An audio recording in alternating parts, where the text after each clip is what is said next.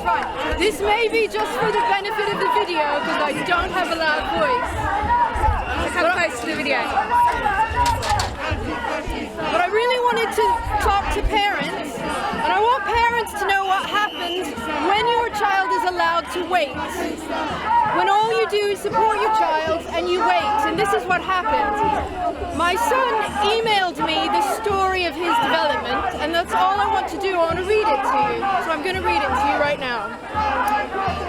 As a young child, I had always felt discomfort around being a boy. I was effeminate, shy, and highly aware of the masculine boyishness around me that made me so uncomfortable.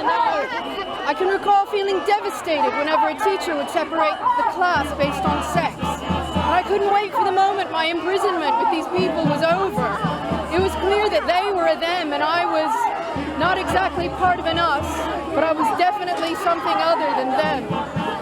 At that age, I remember thinking, God, I wish I'd been born a girl. I remember being 10 or 11 years old and telling my mom that I'm not a boy or a girl, I'm something in the middle. I was aware of my male body, but I saw it as something like a burden rather than something neutral, and definitely something distant. Whenever my parents would call me son, I felt this almost blurry nausea and incongruity. Please don't call me that, I said. During my teen years, I pored over queer YouTube. I learned the vernacular of the gays. I learned the gospel that Blair White is sacrilegious, and I looked up to people like ContraPoints and Philosophy Tube, who was not Abigail back then. They and the others took me on an intellectual tour of the turf wars and other gay matters through a philosophical lens. I learned that gender was an innate energy and that attempts to define it were always shrouded in transphobia. I was a very dogmatic 16-year-old. I grew my hair out and I wore flamboyant clothes of either sex. I was regularly referred to in the feminine, and although my goal wasn't to be read as a woman, this gave me that sense of gender euphoria. My goal, I believed, was to break free from the burden of gender. At 18, I was depressed, and it was at this moment that I acknowledged the fear and suspicion that had been building for years, that I was one of the unlucky ones born in the wrong body, that I was trans. I looked at my reflection with disappointment and fear of the upcoming changes the future had in store for me. I wasn't excited at all, but to me this seemed the only way forward.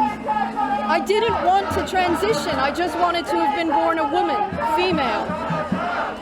I can't thank the stars enough that my parents never took me to see a gender therapist. Had they done so, I would have been overjoyed as a prepubescent child. It would have made everything make sense. Aha, I'm a girl inside and I was just born in the wrong body. Tell me more. Wait, you can change my body to make it the right gender? Sex? Oh wow, please, when can we start?